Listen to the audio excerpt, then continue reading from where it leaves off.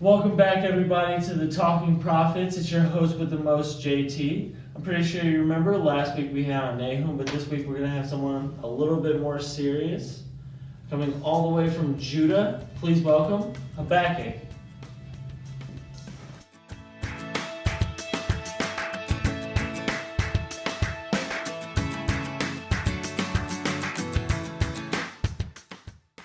Welcome to the show. How are you doing? I'm good. How are you? How was the plane ride? I don't think it was a plane. I kind of like jumped in this river and then I popped up and here I am. So I'm guessing not first class, right? No, definitely not. It was. I'm just glad I didn't pop up in one of those. What do you guys call them? Toilets? So you're here today to introduce your new book. Well, it's kind of like a book inside of a giant book. It's like a series, and I have one book in there. It's only 3 chapters, but I worked really hard. What, took a couple millennia? No, it took a couple of millennia for people to understand what I was saying in the book, but yes. So, why would someone name their child Habakkuk? Well, I don't think my mother was really thinking at the time. It might have not actually been my name. I'm gonna be completely honest with you, but now that I've written a book in the Bible, I guess people have said that it means to embrace. Yeah, I don't know. It's a kind of pretty meaning. There was a lot of animosity in your book towards God. Did any of that anger cause you to write the book? I think in a way it did, yes, but I was more confused and I felt alone and I didn't understand why God wasn't there for my people and how it was that he could allow them to be so evil and so judgmental. When you say your people, do you mean in Judah?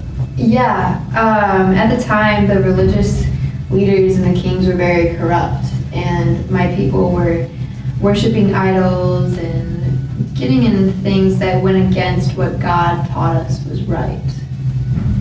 Judah, are they what compelled you to write this book? I wouldn't say that they are. I was just trying to tell them that even in the darkest times when we feel alone and we feel like God isn't there, that he is there amongst it all. And I struggled with that and I argued with God. And what he said to me is that I need to trust him because he is in control. He's the sovereign God. And yeah. Well, in comparison to the beginning of your book, in your book you said, "The sovereign Lord is my strength. Mm-hmm. He makes my feet like the feet of deer. He enables me to tread on new heights." This is definitely a different viewpoint of God than what you started out with.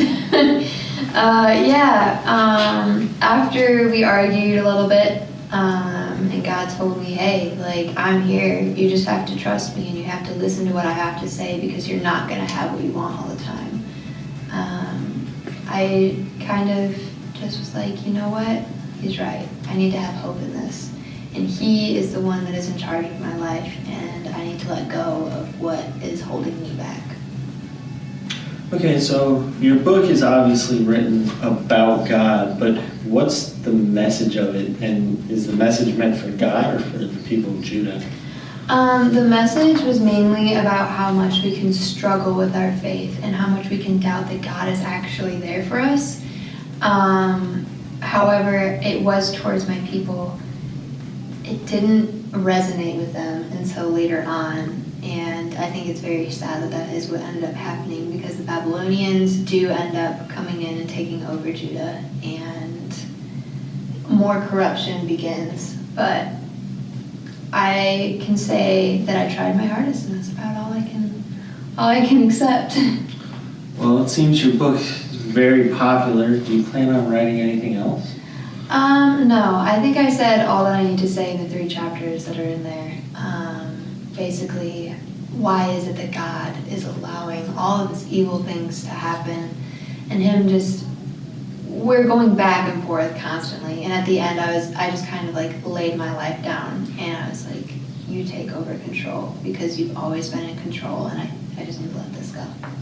And that was all I needed. So it's obviously been a few centuries since you've written your book.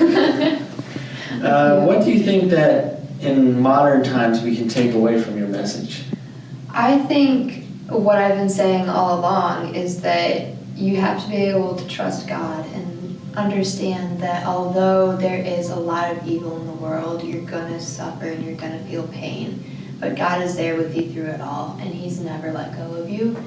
And yeah, I think that's the main point that you should take away is although you may feel alone and you may feel hopeless, God is right beside you during it, and all He wants is for you to come to Him with your anger, with your sadness, with your joy. Just have a relationship with Him. Well, that's very nice. Well, we'll be right back after this short commercial break. Hopefully have another guest and a few more games for you guys. And go. Hello, I am Jacob, and I'm here today to sell you this book, Discovering the Old Testament Story in Faith. This is an amazing book because you can learn a lot about the Bible without reading the Bible. So, we got a special guest coming on the show. You might be able to guess who. Oh no. Give me a few hints. Is it a character in my book? Possibly. Oh my gosh. Is it alright if I call him out? Sure. God? God, welcome. Most powerful woman in the universe. How are you? I'm great. How are you? I'm doing okay. I heard you had almost as much wrath and vengeance as my ex-wife. What were you thinking when you responded to Habakkuk's second complaint when he mentions his 5 woes? I wanted him to understand that why people were unhappy with themselves and their lives. Men who steal for their own benefit create war, they cause disruption in their households. Their households not being held in my name and joining in drunkenness will never lead them to be happy with themselves. Go. So in the book, you use the Babylonians to take over Judah. Why did you use them instead of Habakkuk? I like to use people who are frowned upon to teach my word. If I were only to use good people to teach and spread the word, people would look down on themselves and would turn away from what I have to offer. My grace wouldn't hold as much meaning.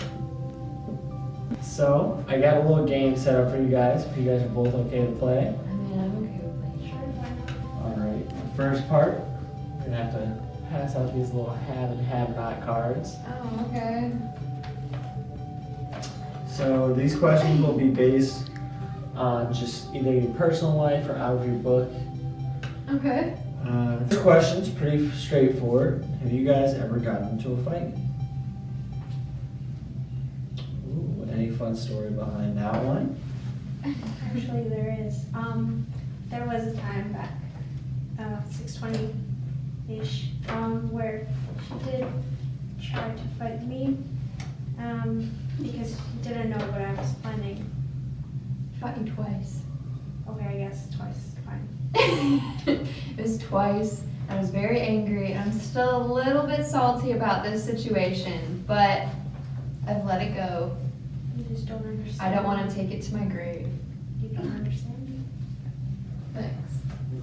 Alright, the next one. Never have I ever been married. Ooh, wasn't in God's plans or something? I don't know, but like, she's been married, so. Yeah, I am currently married to my people. It's kind of beautiful. Alright, the next one's a little bit more philosophical. Okay. Never have I ever believed the evil in the world was bigger than God. I see you guys have another little disagreement. It's common. I don't think there's a single person who has never disagreed with God, but I guess like now I'm in that half and half stage to where, you know, I've let go and I wrote a song and my prayer just sings out. So I guess like I'm like this. Is that possible? Or is I that think not once allowed? you've done something, you can't go back. Oh, true. Okay, I'm sorry. This isn't a what do I believe now? Okay. Alright, never have I ever worked or preached under the rule of King Jehoiakim. I feel like you would have too, because you kind of spoke through me. I'm not bound by time. Okay then. God's a little salty today. Next, I don't want to get struck down by lightning here. Can we? Never have I ever used injustices for good. Yeah, that one seems like it's something more negative than positive. But we have to use what we got. Tell me what you got till it's gone. Alright, number 6. Never have I ever seen a Babylonian as a bad person.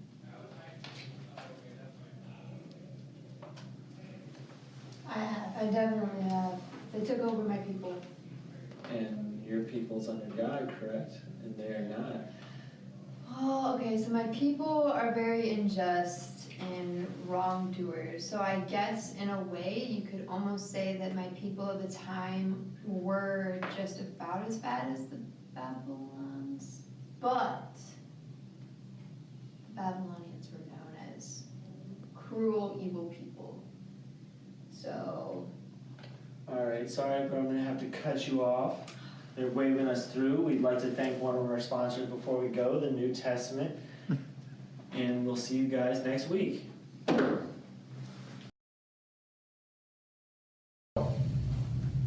Okay, so in your book, you mentioned 5 woes.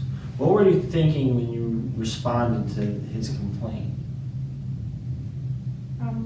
I wanted Habakkuk to understand the question was yeah, that was directed towards yeah, instead. yeah. It's not towards me. It's towards her. Oh. So in your book, you use the Babylonians to take over. So it's not my book. Oh. Habakkuk. So, what were you thinking when you responded to Habakkuk's second complaint? Habakkuk. Dang it. Alright,